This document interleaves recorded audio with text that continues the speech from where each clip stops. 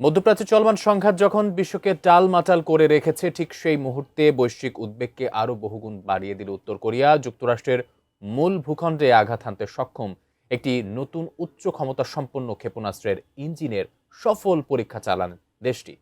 তাই প্রশ্ন উঠছে, তবে কি এবার সরাসরি যুক্তরাষ্ট্রের হামলার প্রস্তুতি নিচ্ছে উত্তর কোরিয়া?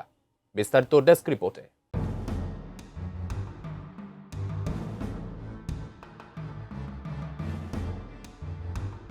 ইরানকে পরাস্ত করতে দখলদার ইসরায়েল ও মার্কিন বাহিনী যখন রীতিমতো হিমশিম খাচ্ছে, ঠিক তখনই যুক্তরাষ্ট্রের জন্য মরার উপর খাড়ার ঘা হয়ে দাঁড়ালো উত্তর কোরিয়া।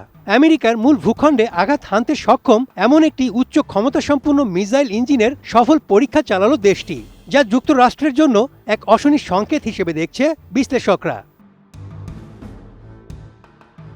উত্তর কোরিয়ার রাষ্ট্রীয় বার্তা সংস্থা কেসিএনের প্রতিবেদনে বলা হয়েছে, নতুন এই ক্ষেপণাস্ত্র প্রযুক্তি উত্তর কোরিয়ার পারমাণবিক প্রতিরোধ ক্ষমতাকে আরও শক্তিশালী করবে। সেই সাথে প্রেসিডেন্ট কিম জং উন দেশটিকে একটি শক্তিশালী পারমাণবিক রাষ্ট্র হিসেবে প্রতিষ্ঠিত করার অঙ্গীকার পুনর্ব্যক্ত করেন। মধ্যপ্রাচ্যের সংঘাতের প্রসঙ্গ টেনে যুক্তরাষ্ট্রকে বৈশ্বিক রাষ্ট্রীয় সন্ত্রাসবাদ ও আগ্রাসনের মূল হোতা বলেও মন্তব্য করেন তিনি।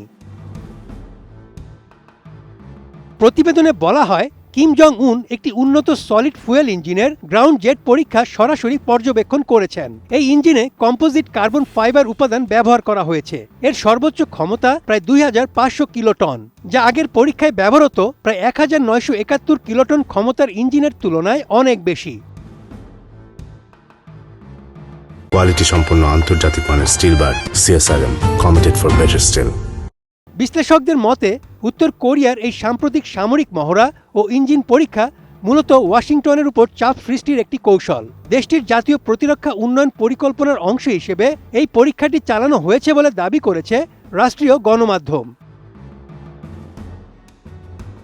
উত্তর কোরিয়া জানিয়েছে, এই পরীক্ষা তাদের 5 বছর মেয়াদী সামরিক শক্তি বৃদ্ধির কর্মসূচির অংশ। এই পরিকল্পনার অন্যতম লক্ষ্য হল এমন একটি কৌশলগত হামলার সক্ষমতা তৈরি করা, যার মাধ্যমে পারমাণবিক অস্ত্র বহনে সক্ষম আন্তঃমহাদেশীয় ব্যালিস্টিক মিসাইল তৈরি করে দূরবর্তী লক্ষ্যবস্তুতে আঘাত হানা। 2019 সালে ডোনাল্ড ট্রাম্পের সঙ্গে উচ্চ পর্যায়ের কূটনৈতিক আলোচনা ভেস্তে যাওয়ার পর থেকেই উত্তর কোরিয়া তার পারমাণবিক অস্ত্র কর্মসূচি আরও জোরদার করেছে।